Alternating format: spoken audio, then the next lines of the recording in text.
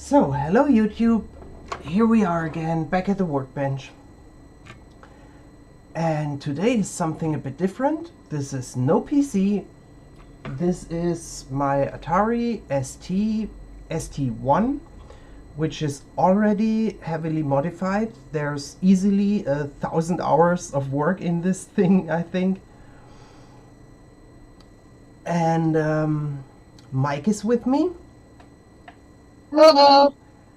And so let me go over some things.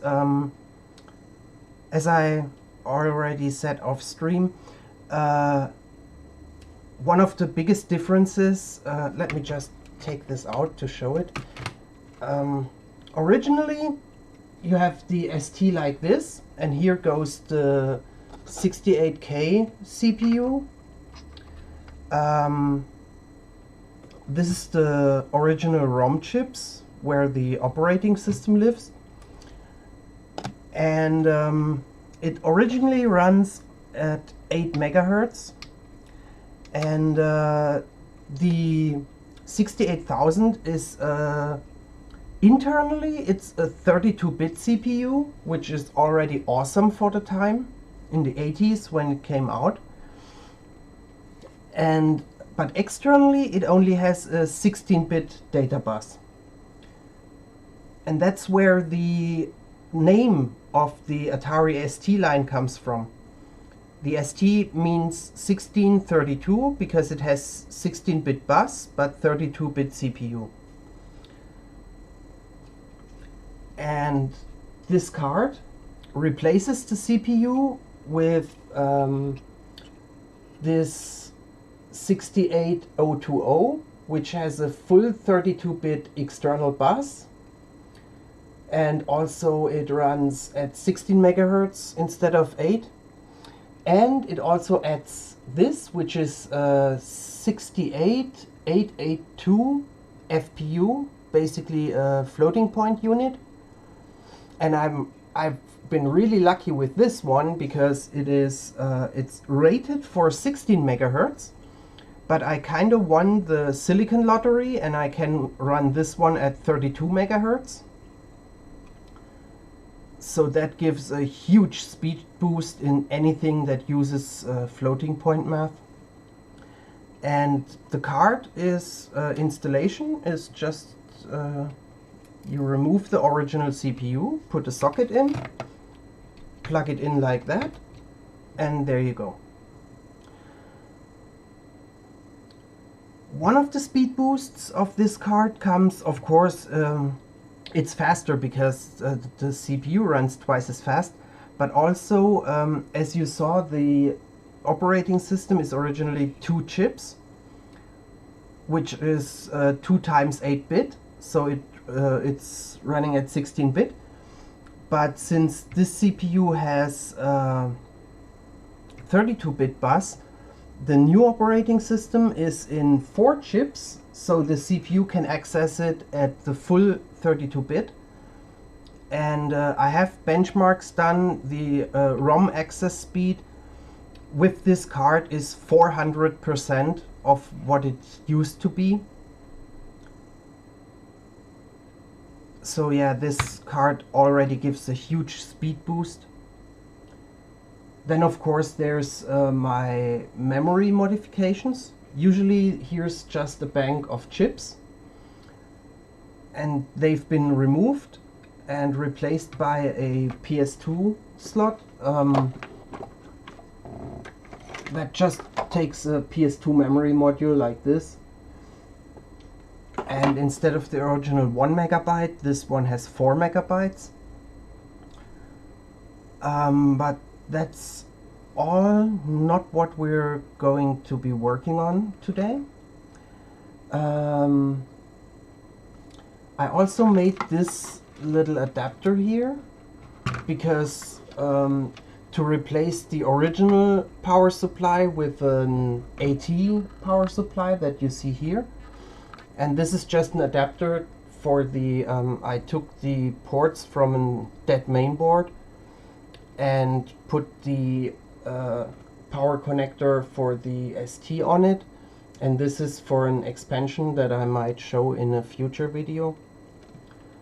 It just plugs in there, just like the original. This is also a modification. Originally, the MegaST comes with a really short soldered floppy cable, because it only has one floppy and the floppy sits right here. But I didn't like that, so I removed it, which was a real pain to get all the pins out. And I put in this connector like you have on PCs usually, so I could use a normal floppy cable. And the floppy is a thing that we're going to be working on. But one more thing is, you see this piece of cable here, and this is where usually there's a slot for ROM cartridges, but because this thing is going to go into a special case that I modded, the port will not be accessible. So I put this piece of an IDE cable, put that in here, and then I made a little board, which I can show you here. This is just a breadboard, and I put the IDE socket in there and wired it on the back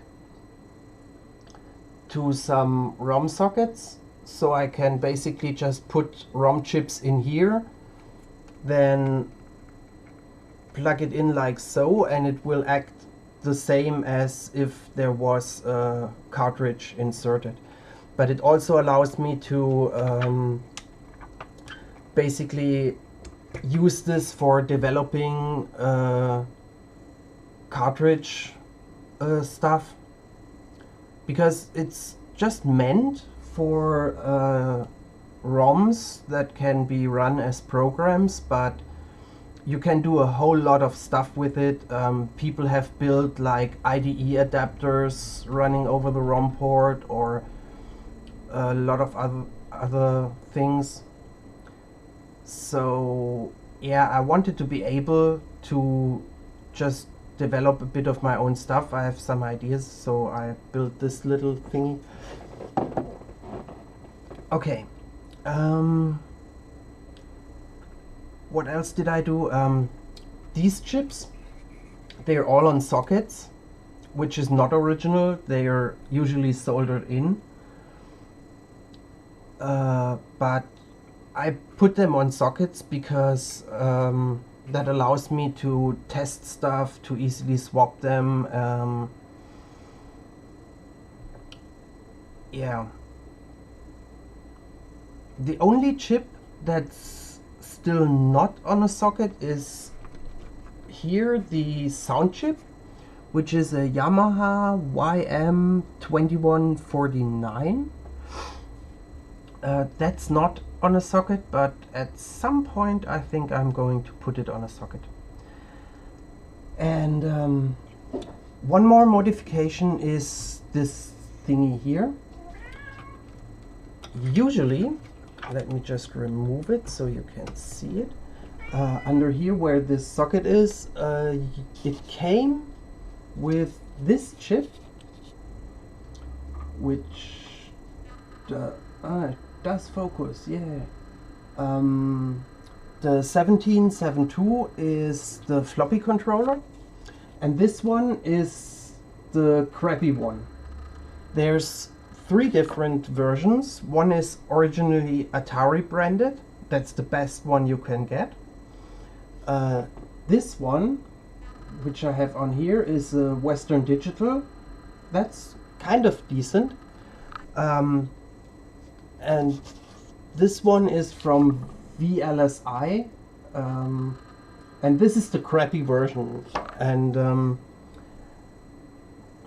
originally, the Atari came with, it used only 720K floppies, which was kind of fine at the time. In the 80s, I mean, this board is from, I don't really know, sometime around the 80s. I don't even see any date codes. This might be from 89. So this is a 80s machine, and 720K floppies were standard at the time. But one of the first things people wanted to do was put HD-Floppies, 1.44 meg floppies in here. And that's what this little board does. And how it works, it's really easy. It just runs the floppy controller at double the clock speed. And that's how it works. It just overclocks it by 100%, and then it can read double the data. Which not only makes it so you have twice the capacity, but you also get double the speed, so that's really nice. But for some reason it's not working. Is it a potentiometer on the Yeah, that is for controlling the step rate of the floppy, basically the speed at which the head moves, and you can adjust that here. But I think for my drive it's just fine. And usually how that works is, because if you would always overclock the chip, it would overheat and just burn out. So you need some extra wires. That's what this connection is for. And you also need to modify your floppy drive, because usually the floppies used for this are just standard. This one is already modded by me,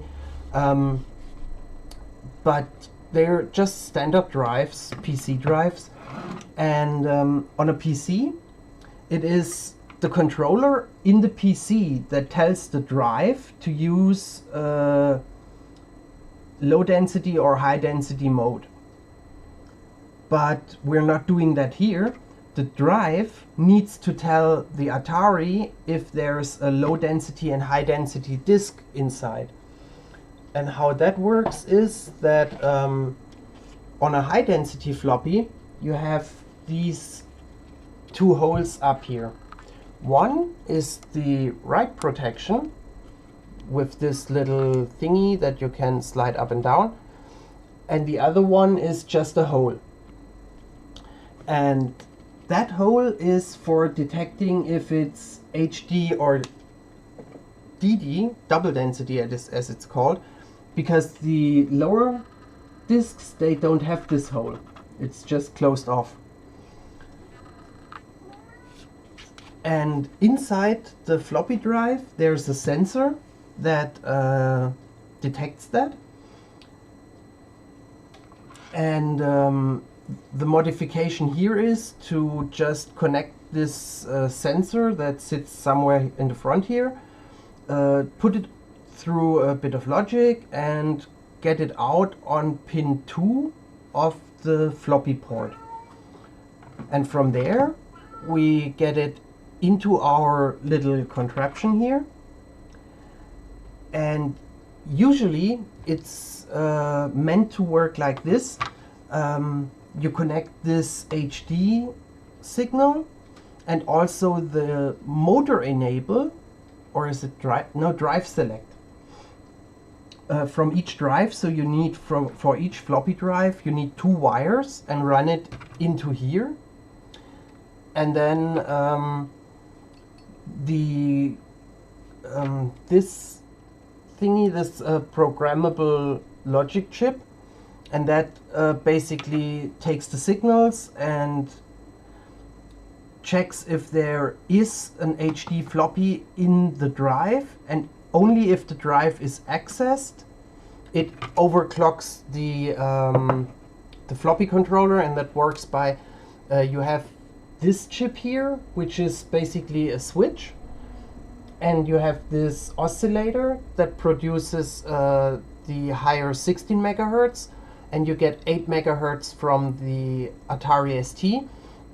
And this chip basically just switches the clock source for the floppy controller either to the 8 megahertz on board or the 16 megahertz from the oscillator. Yeah, but I'm going to modify this. First of all, it doesn't work. That's always a good reason to do modifications. But also, this thing is intended for really cheaply modified drives, where you basically just take a wire from the front, run it to the back, and that's it. But that brings a few other problems. So I did a proper modification here, which involves using a separate chip, and also does some other stuff. So this floppy drive will only output an HD signal when it is active. So we don't need the whole detection thing in here, because the drive itself will only output the signal when it is selected and has an HD floppy. So basically I can just remove that chip altogether, because we're not going to need that at all. So by adding one chip to the floppy drive, I can get rid of this programmable chip. And I've already done that before. Oh yeah, this is basically the same, but it's from my Atari 520 ST. There you can see the original Atari branded version of the floppy controller. And I already removed the programmable chip here. And it just needs these few... Come on, focus. It needs these few bridge wires and then one wire that runs over here. And I'm just going to do the same thing to this one. And then also I have run 4 wires underneath the board over here to the floppy port. And I'm going to remove that and just run a single one, because that's going to be enough. Can you hear Cornflakes complaining in the background? Yep.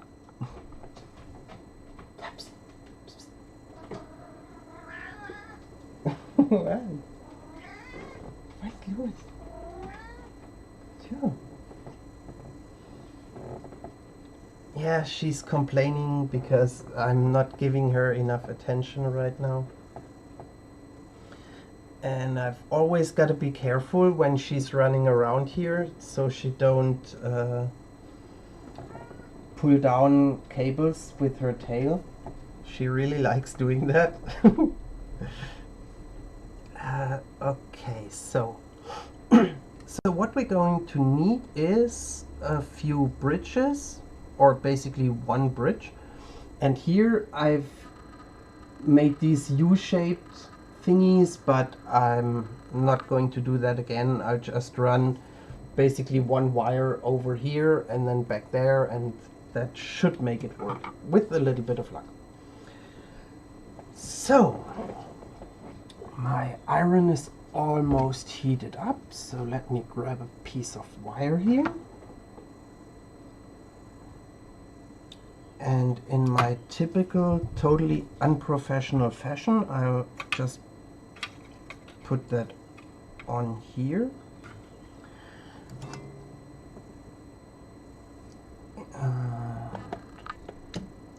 Grab some solder, and I don't know, I guess I might have mentioned this in a previous video. I'm using this Enemelt wire, I think it's called. Mm-hmm. and you just use some solder to remove the isolation. It looks like it's bare copper, but it has a clear coating on it. Me, myself, I've got some, but I'm kind of scared to use it because if I can't really tell if they actually coated all of the wire. So I'm kind of concerned that I'll accidentally short something out by mistake, not paying attention. Like if I check the wire, I'd have to like run my fingernail across it to feel if there's any inconsistencies. I'm using this stuff all the time and I never had any problems. I mean, like here, this is a whole bunch of these wires just strapped together and it works just fine. So, yeah, I personally never had a problem with just using it like that. They ended up shipping me the wrong gauge anyways on mine, so I might have to buy some more. Okay.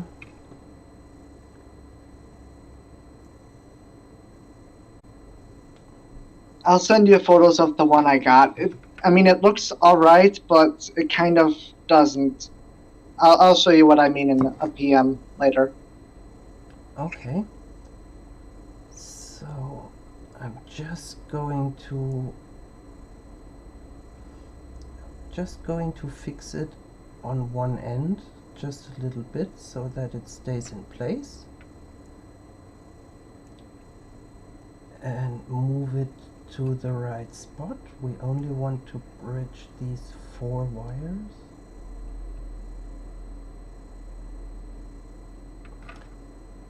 And these other pins back here where this jumper is, that is for if you want to use a 5¼ inch floppy drive. But that was originally not supported on this. The ST line never had 5¼ inch floppies. But some people wanted it because the older Ataris used it. And yeah, some people just wanted it for compatibility. But I don't, so I won't, and I don't need it. So here we go. That's the 4 pins bridged over. And now I just need to connect this to the right pin on the switching chip.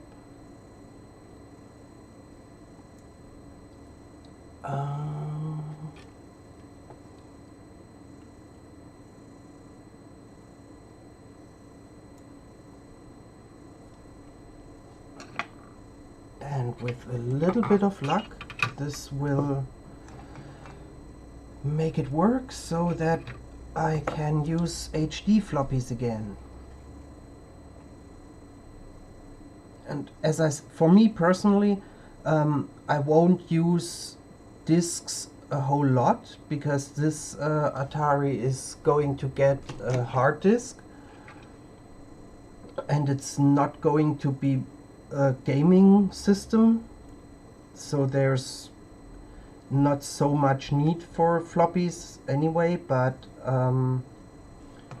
it's nice to have because every now and then you just need to install something or you need a boot disk if something doesn't work right. And yeah, I mean, if you even just putting some like 1 or 2 diagnostic programs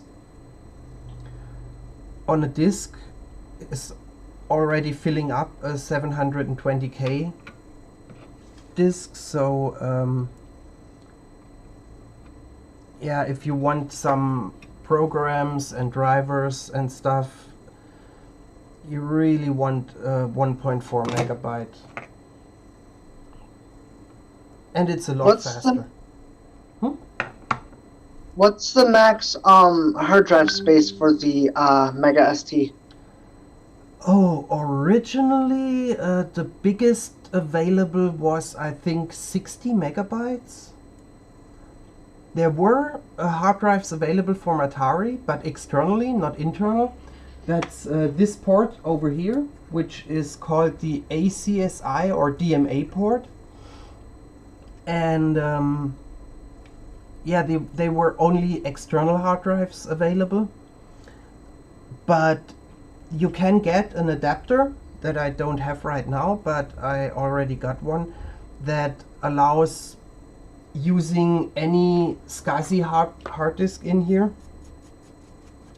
And there's some limitation as to the size of partitions, but that just means you have to partition the drive like you have to do with old DOS systems.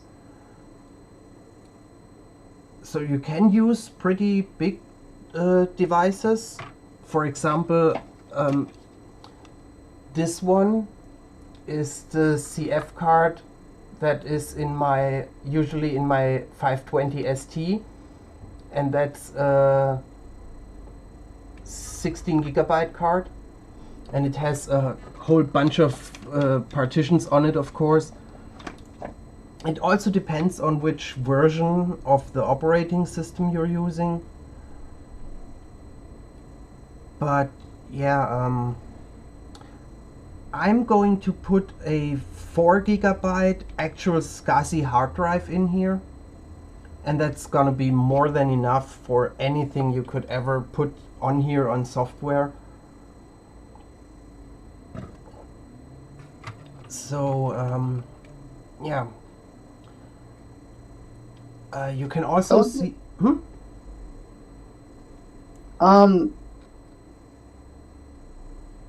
Never mind.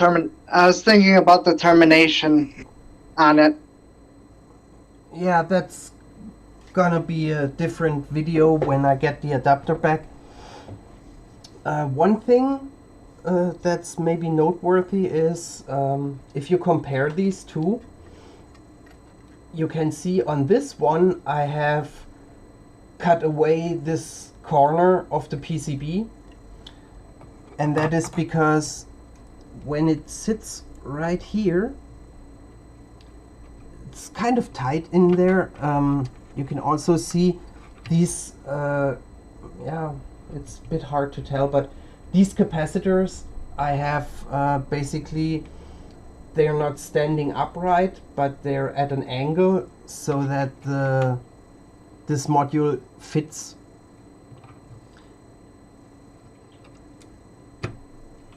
And I had to cut off this corner of the PCB because on this pin header goes the cable for the hard drive controller, and I had to cut off this corner in order to make it fit.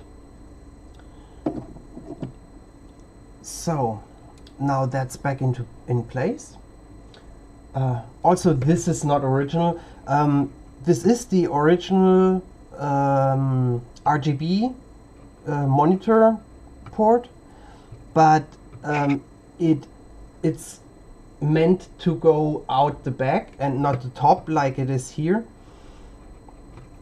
But since I don't have an original Atari monitor, they have this really funky connector like you can see here. And yeah, you can get the connectors, but only the special Atari monitors use this connector. And the difference is really just the connection, because the signal is RGB and the levels are VGA compatible. It just uses different refresh rates, but some monitors can use it. And the first thing I did back in the day when I got the Atari, I got this plug and just made my own little adapter to VGA and also the audio, the sound output. And the point is that the Atari supports 3 display modes, which is high, low, medium, and high resolution. And the low and medium are color modes, but the high resolution, high in air quotes, which is 640 by 400, and for the time that was high resolution, but that's monochrome. And there's inside here is one pin that gets grounded on the monochrome monitor to tell the Atari to send a monochrome signal, and that's what these jumpers are for. So right now it's set to color mode, and if I would want to run it in monochrome, I just have to pull these 3 jumpers and put them on this side, and then add one more jumper here, and then it runs in monochrome. But since I don't want to use that all the time, I have soldered in this wire, and that connects to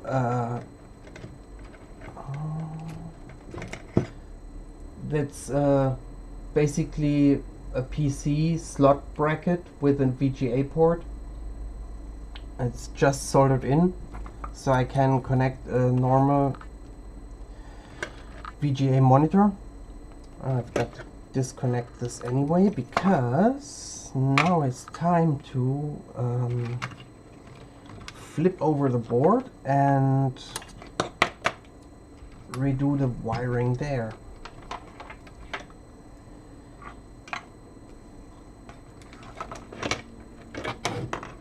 So,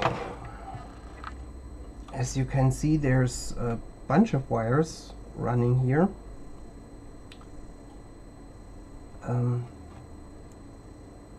That's almost invisible on the camera.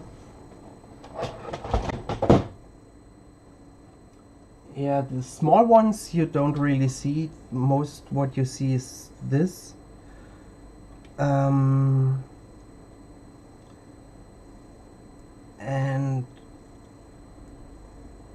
let me take a look.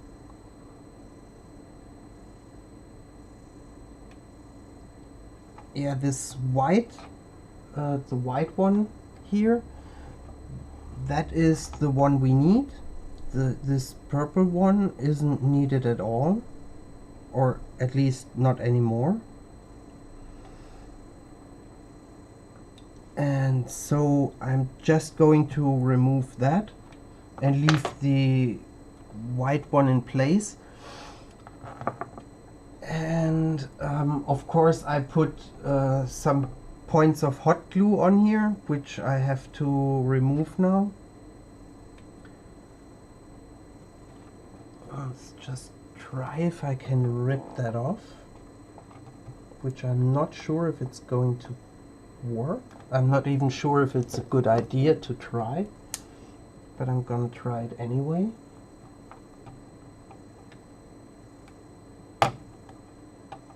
Okay, that worked. Let's just pull the wires out of it. Yay! Nice.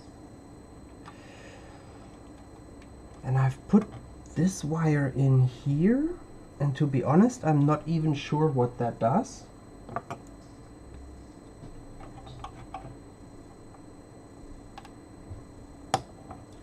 I've modified and worked so much on this thing that I don't even remember every single step.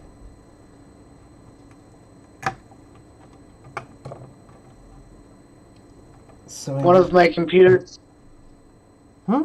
One of my computers I'd have to show you. It's actually in my closet though, but I also have a modded motherboard for a. I think it's a 286. Yeah, 286 that my uncle gave me. I'll have to show you it someday. Once I dig it out, of course.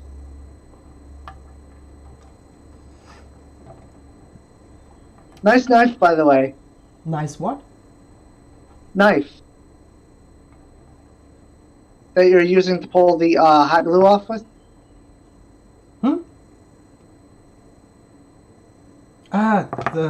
This one. Yeah. Yeah, it's just it folds like that. Super cool.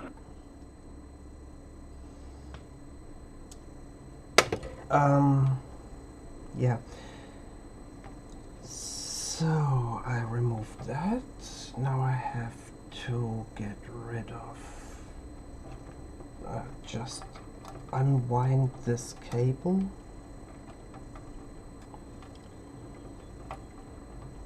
I could desolder it and then use a completely different one, but I'm too lazy to do that.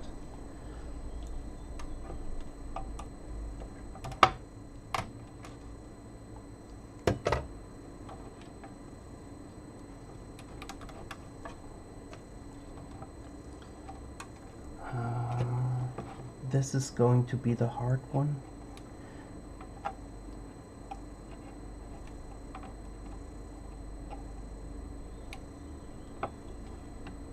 And I'll have to put hot glue back on.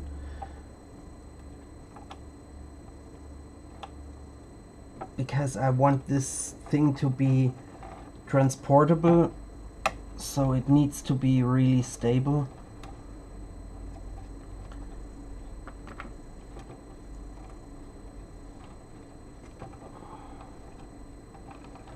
Yeah, this is...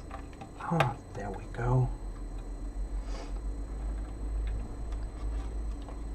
So, just unwind all of this. Rip off this hot glue. So, now what I'm gonna do is... This is something that a lot of people don't know. This connector, it's just like you have on a PC for like the speaker or power buttons or these standard connectors.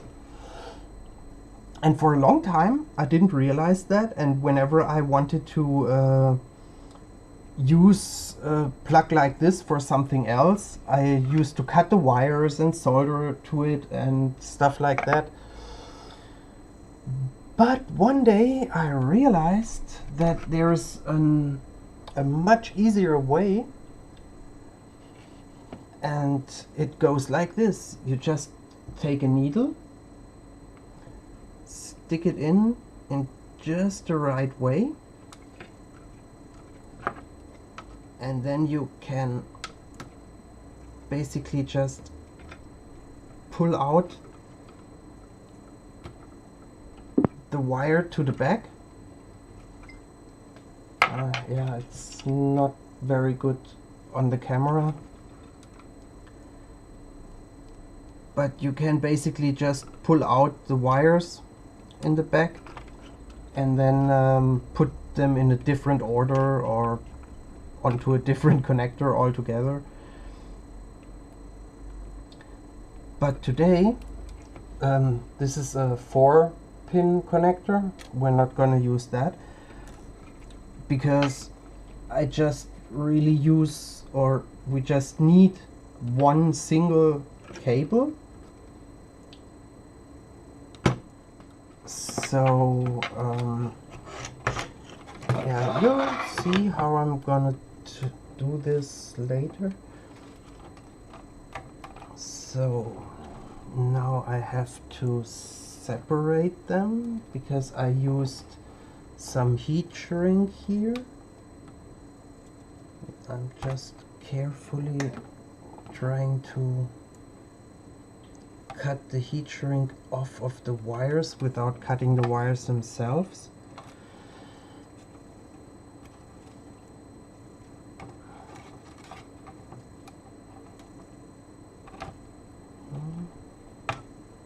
There we go.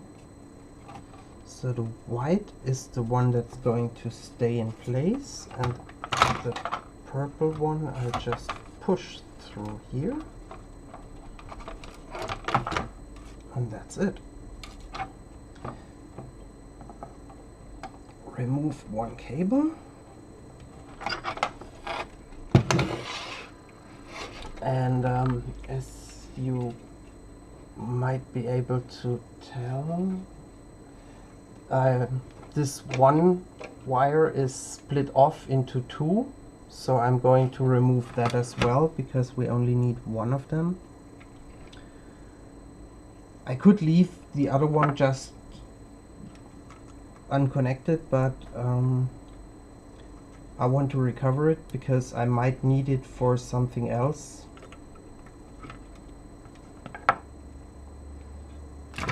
And you can get a tool and basically put these connectors on any wire, but I don't have that, and I don't actually have money to spare for something like that. That's just a pure luxury. So I'll stick with just making my own connectors like this, like soldering them on. I'm just making sure that the cable is in the right position on the back. So, and you know what, I'm going the lazy route and just cutting one of them off.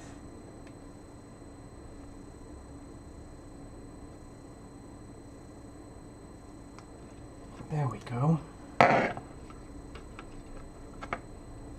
me also cut down the joint a little bit.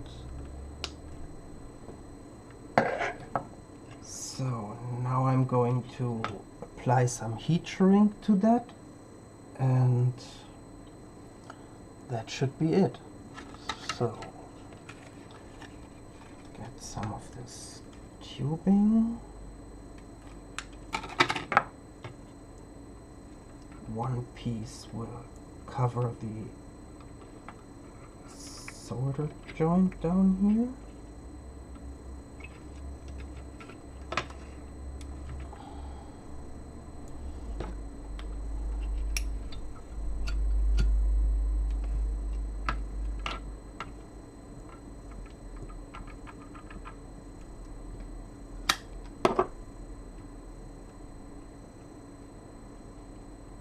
That's that. And now this is just a blank piece of metal, and I'm also going to cover that up.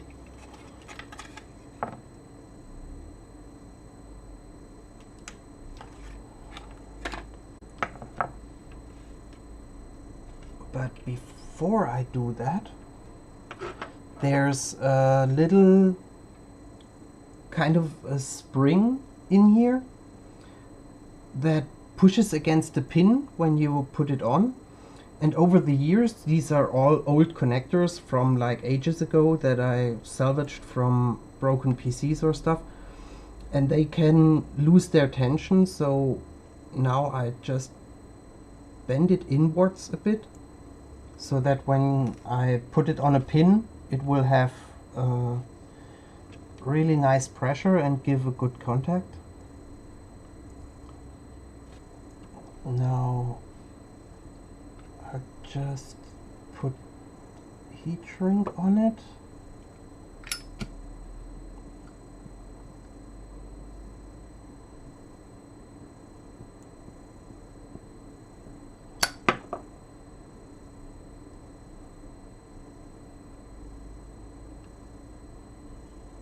And there we have it. Really nice little single pin connector. And that can go on here. And that's it. That's all we're going to need. Now I can kind of, yeah, I could actually just glue it down like that.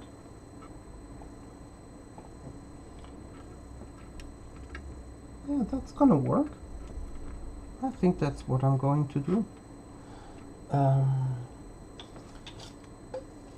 So let me get out the, or no, stop. Before I start gluing,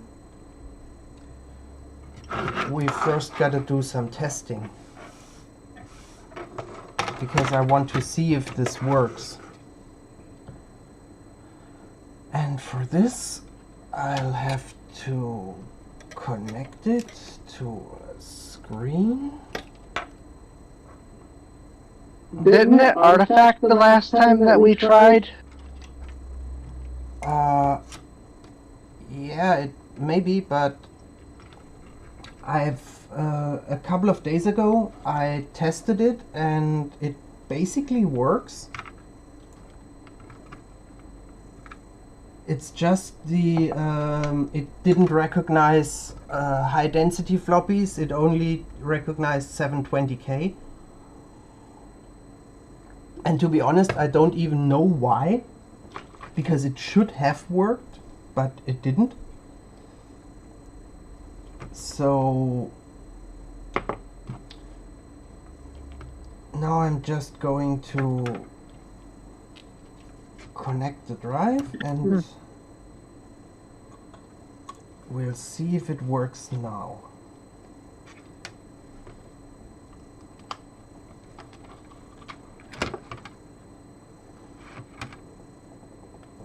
Just going to totally unprofessionally put it on here. Then I need to connect a keyboard and a mouse. You make me very nervous.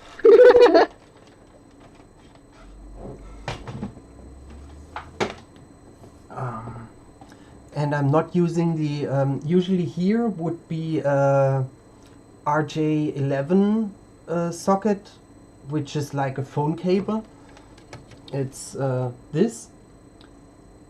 For the original Atari the MegaST had an external keyboard, but I don't want to use that, so I made a little adapter that's on back here that allows me to use PS2 mouse and PS2 keyboard. So I'll just connect these. Oh, I gotta pick up a mouse. One moment.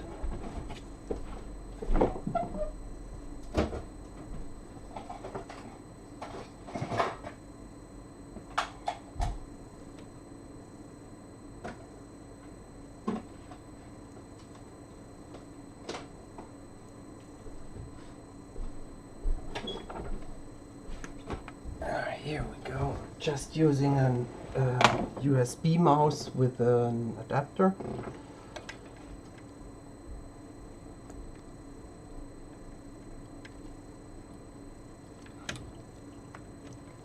So that should do the trick. So just making sure that there's nothing shorted anywhere. That seems to be fine. So then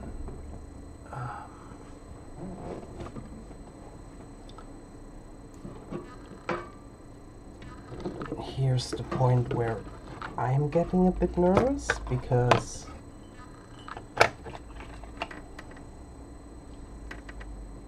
here's the power switch.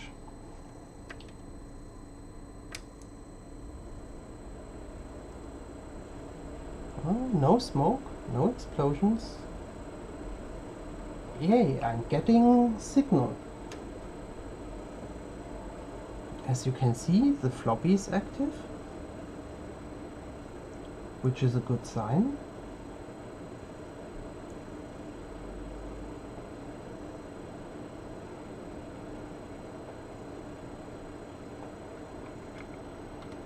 But for some reason... Oh, it's starting. It bombed. That's not a good sign at all. So something is wrong here. There's nothing overheating, I think. So I just turn it off, wait a moment, then turn it on again, check all the connections. make sure that... Oh yeah, maybe I shorted a pin here with the floppy drive. That's why I said I was nervous. Yeah, maybe that was the problem. So, let's just try that again.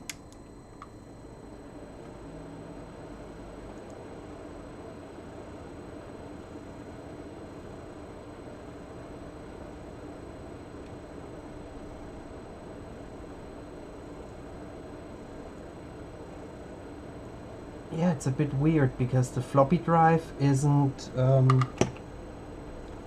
light is turning on, but it's not spinning. And it should be spinning. So I don't know what's wrong there.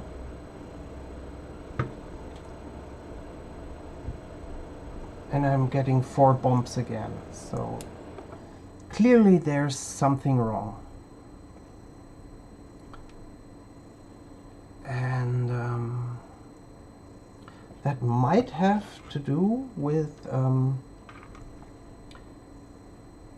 might be something about this extra wire that I put on the underside there, and I don't even remember what it is. So yeah, having a wire that you don't remember is always kind of a bad thing. But I know that I don't need any extra wires on my 520 ST. So what I'm going to do is I'll just remove it and see if that makes a difference. That might have something to do with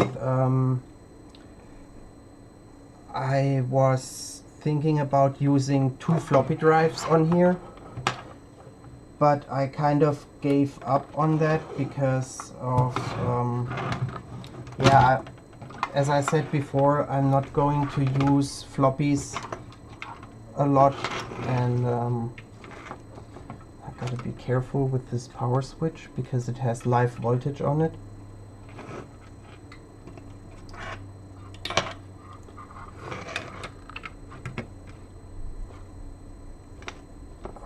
Okay, so now that cable's removed, let's try this again.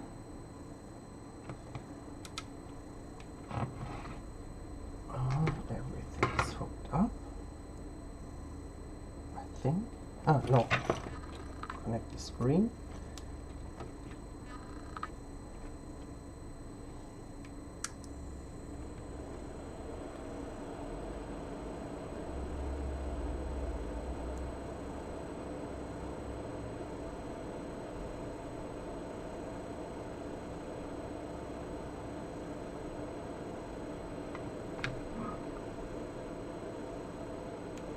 Yeah, I think it's still not spinning up, so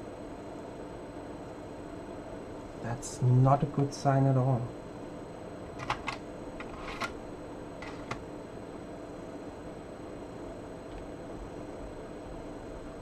And it's giving 4 bumps again.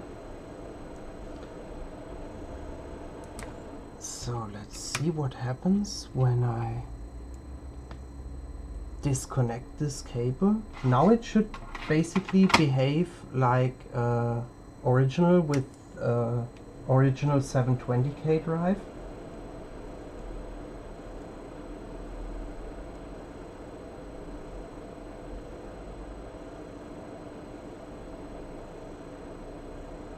But it doesn't.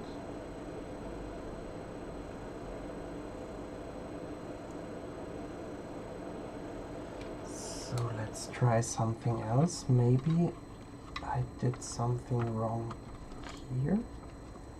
Just turn that over.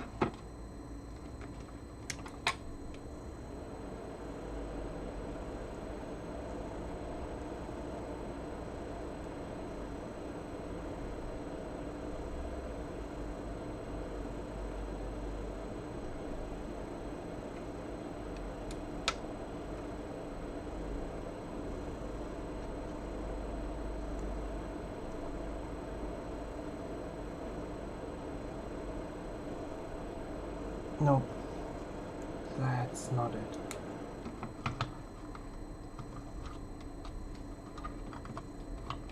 I'm really not sure what's wrong here, because this used to work. I mean, it didn't recognize HD floppies, but at least it worked.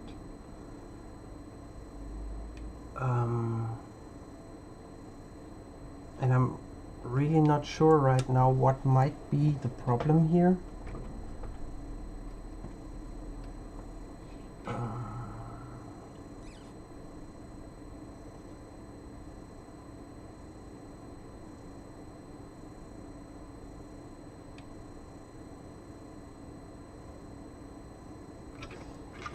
Let's, just to make sure, I'm going to check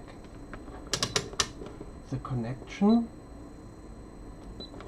I don't think that's the problem, but just to make sure. Oh, that shouldn't be it. It's connected to pin 2, but then it's also connected to ground. Ground, yep. And that's not meant to be a connection at all. So, let's first check.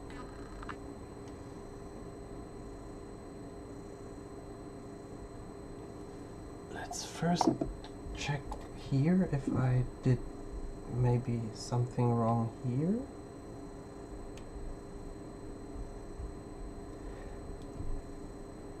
Oh, okay. I see.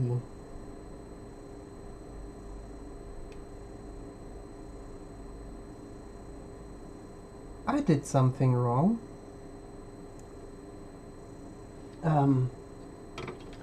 If you look at that, if it would focus.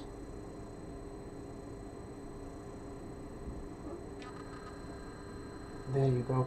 You see these bridges up here? It looks like they're all 4 connected, but if I bend one of them up,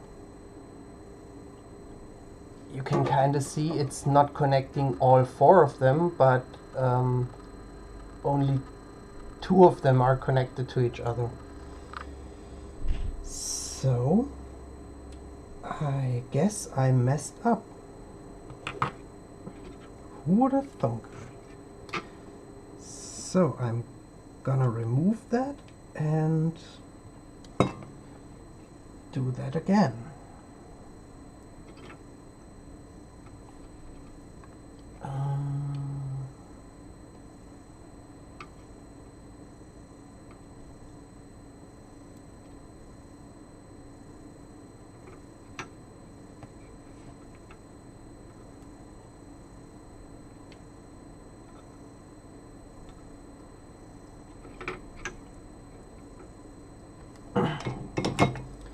Yeah, and that's because I'm just too lazy to search and find the original plans for this modification, and out of pure laziness I'm just working off of the part I already modified ages ago.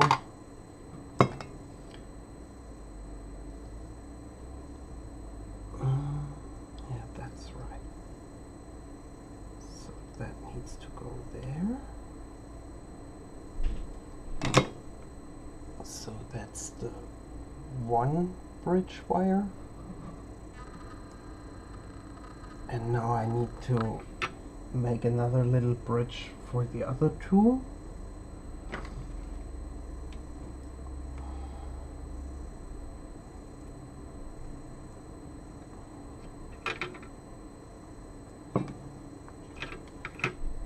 And I'm not even sure, now that I think about it, I'm not even sure if I will need the I might still need this programmable chip that I so proudly discarded before.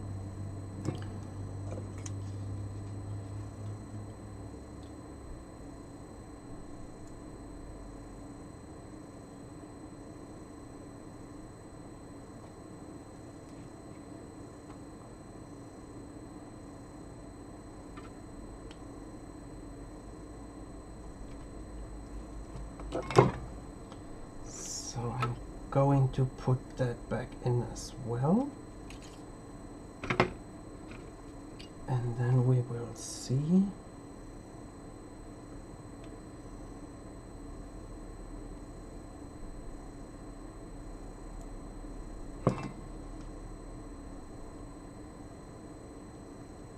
I mean, I know that it works with a single wire because that's how I run it in my 520.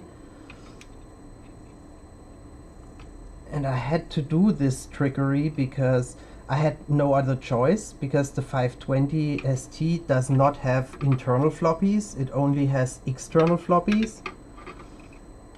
And so I had to somehow get this HD detection signal over the external floppy port,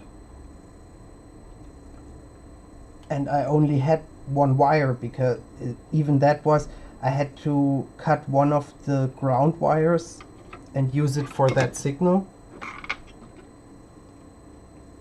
But I made it work so that not only did it work with one wire, but it works 2 drives over 1 wire. So that's how it's going to look like.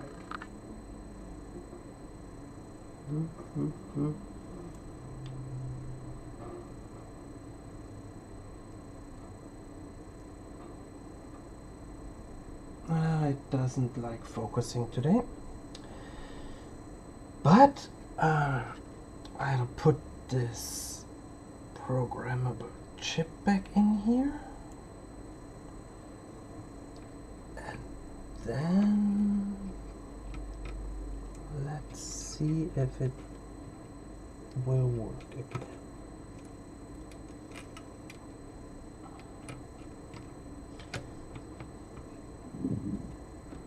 So, Floppy connected, power's there, screen is there. Okay.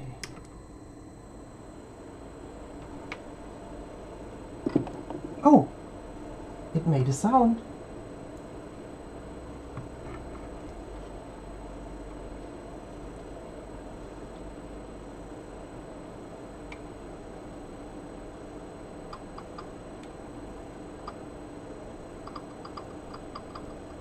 Yeah, you can hear it. I miss the sound of floppy drives.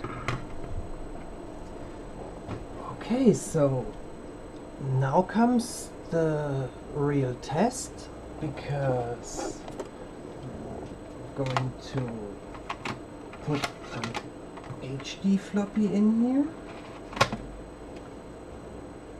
and try to format it.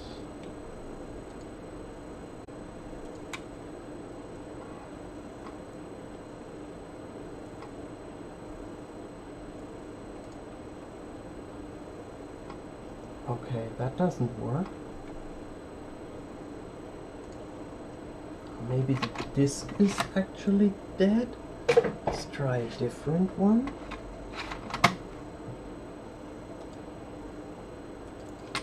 I can try sending you some of mine.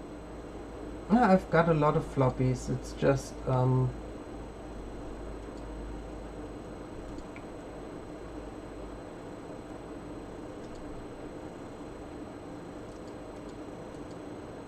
ones I tried right now are old ones, so I'm not sure about these.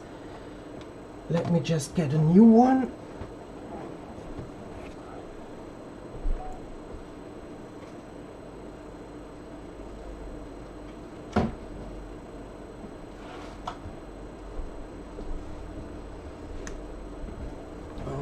these are new floppies that I just bought a couple of weeks ago, so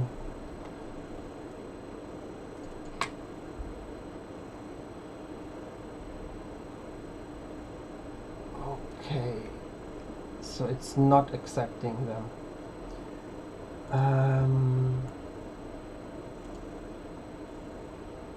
Try formatting. Nope. Okay, so maybe I shouldn't have removed this wire that I removed so quickly. Because I'm pretty sure that I have put it there for some reason.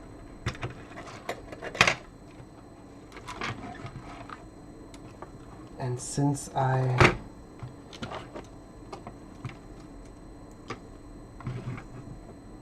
I did put it there, it might be actually needed for something, don't you think? Yep. Do you remember where it went? Yes, right there.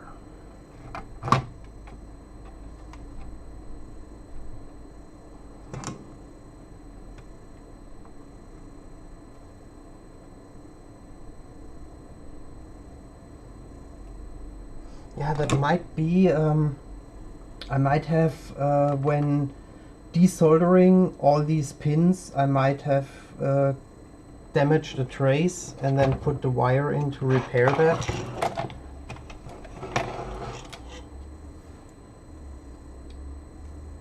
And that's something that can easily happen with these old PCBs. Like, I know that when I removed the CPU and put a socket in, I also damaged one of the traces, no, two of the traces actually, that I had to repair.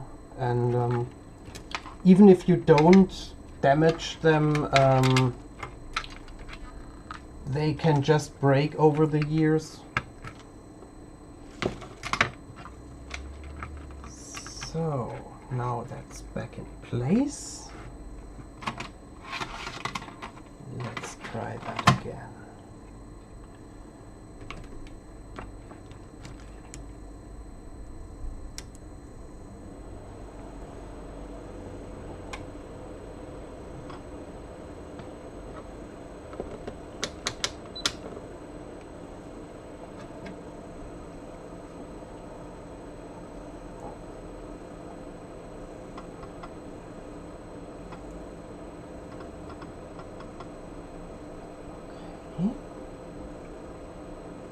It's booting fine, but that's still a low density.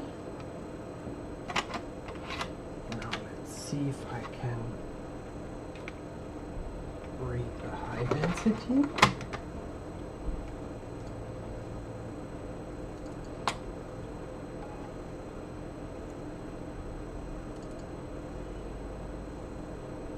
Oh, it made a sound at least.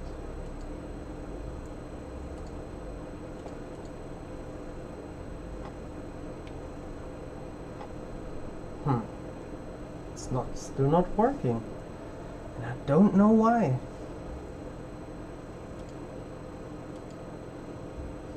So what I'm going to try now is I'm going to use this one because this is from my 520 ST and I know that it was working there. I just have to, or wait a moment. No. I have this programmable chip that was in there. Maybe there's something wrong with this module.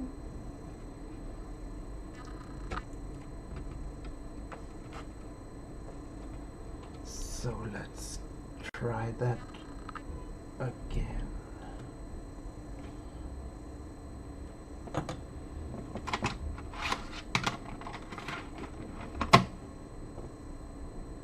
there's a whole lot of things that could be wrong. Maybe the floppy controller is dead or doesn't like to be overclocked anymore.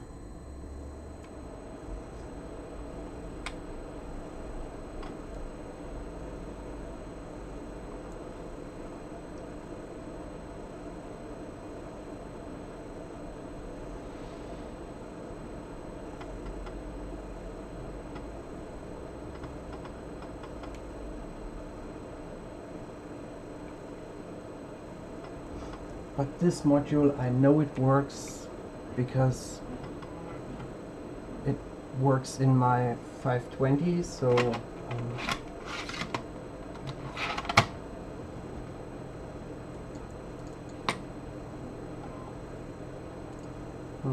still not looking good.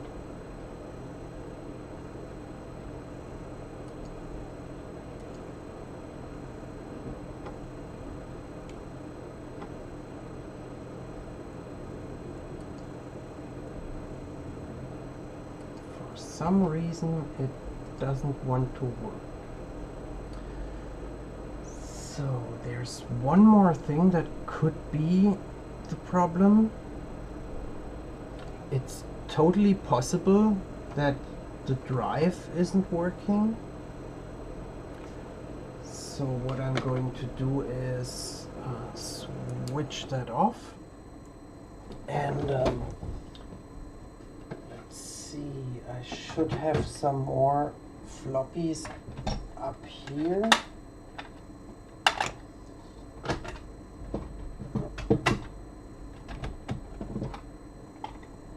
And I should have at least one more that I modified.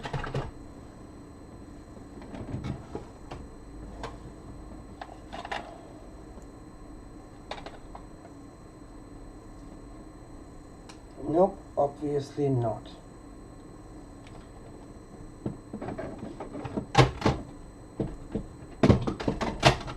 I was pretty sure that I had another one, but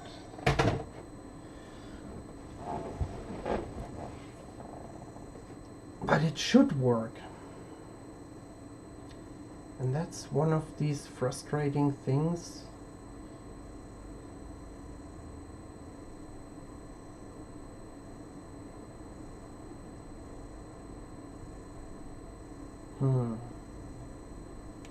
So now what? What was the purple wire going to? That was for, I think for the drive select.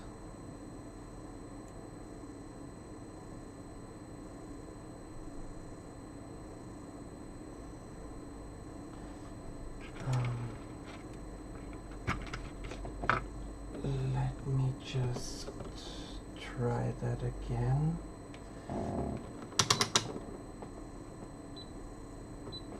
I'll just do another continuity check from there to there. Okay. It's no longer connected to ground, that's fine.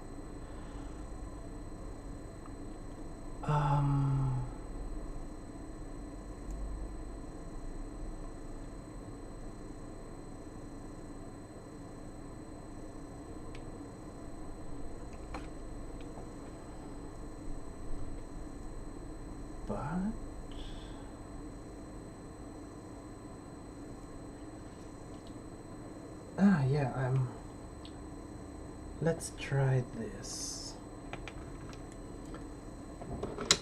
I'll go to voltage mode. Everything connected. And let's just check the signal to see if that's working properly. So I'm just going to hold the thing here, turn it on, and now there's a low density disk in, so there should be 5 volts. And it is. So that's working as expected. Now I'm going to let it boot.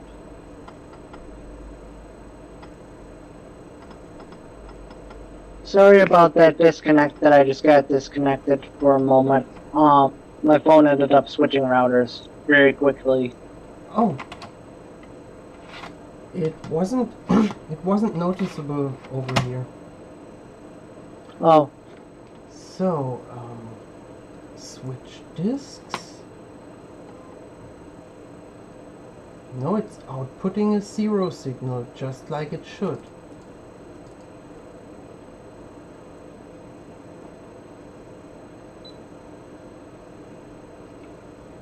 But for some reason, it's not properly switching.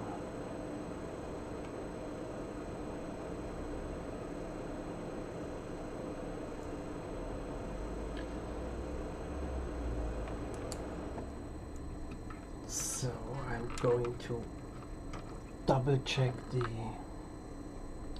connections here. But that's the one that is that's the one from the 520, so that should work anyways.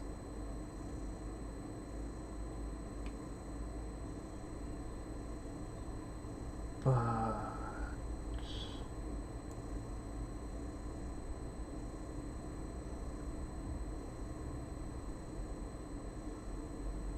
oh yeah.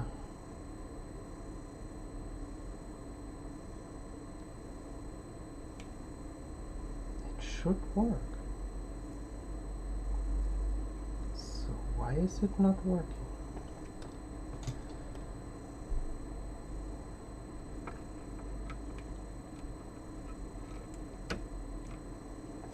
I'll try a different one of these programmables.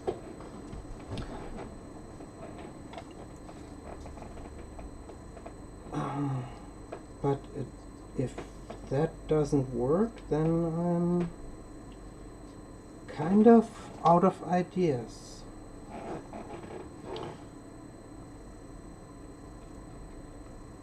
So I'm gonna try this one, and if that doesn't work, then I'll just end the stream and do some troubleshooting off camera, because that's really the boring part.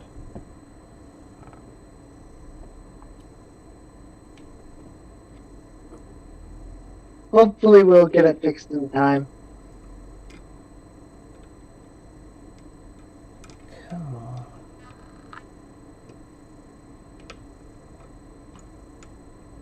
Go in there. I always hated them chips for how difficult they were to put in there. Okay, everything connected again. So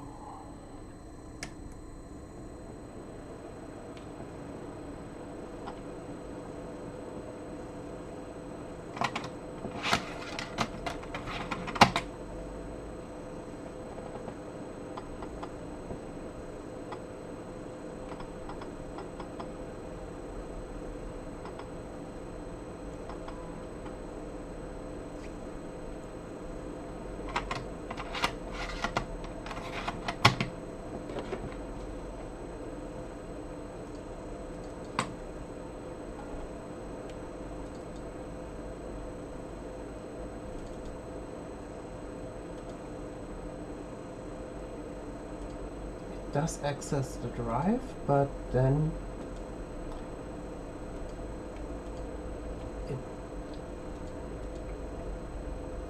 it doesn't detect the disk at all.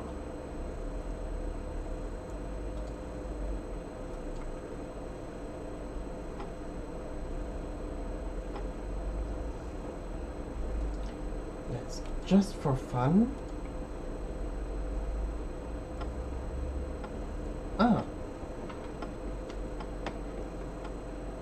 You might be able to hear that. So now I'm formatting the floppy at low density, and that works.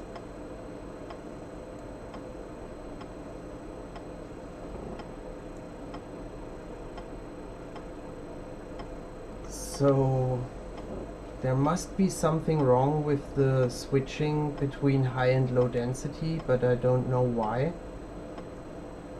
Because I just measured it and the high density signal reaches the controller.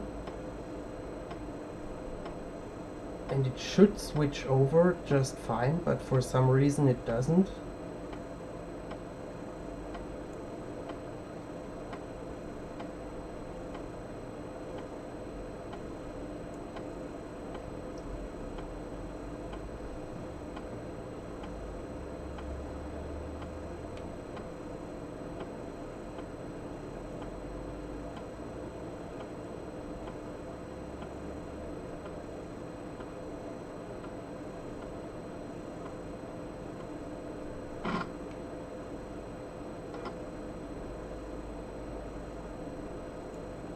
Yeah, now it's formatted at 720K.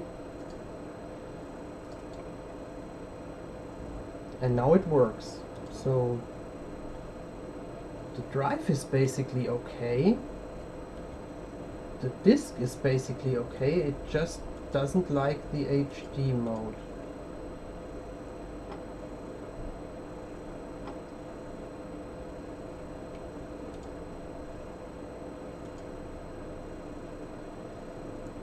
So, yeah.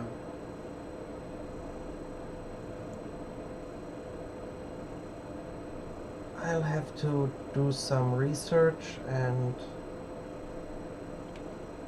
try to find out why this can happen.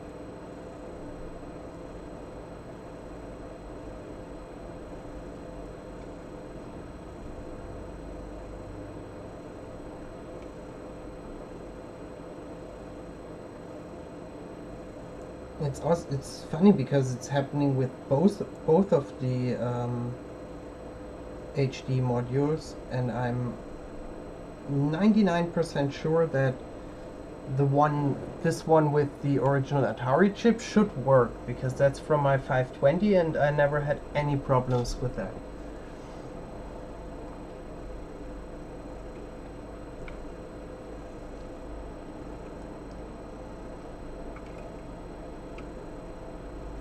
I can totally believe that it's not working properly with the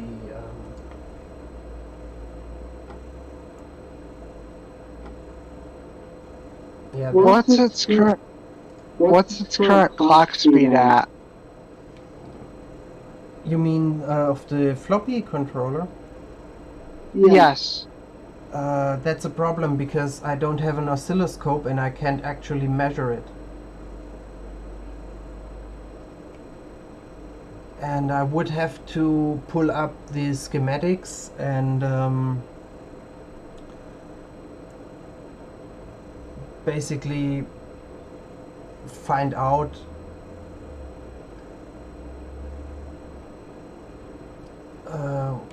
what is connected where, and then try measuring the switching chip on there. But honestly, I don't think that that's the problem, because it's very unlikely that both of the modules have the same defect at the same time. So what I think is happening is that it's more likely that something on the board is wrong. Maybe I broke a trace or something, because I worked on it quite a lot. Just a few days ago I socketed all of these, not this one, but this and this one. I just put them on sockets not too long ago, and maybe there's something wrong with that. Maybe there's a broken trace or something, and so what I'm gonna do is gather all the... Oh, there goes my phone. So yeah, I'm gonna end the stream here and do some troubleshooting, and then I'll record back. See you, Okey YouTube. doke.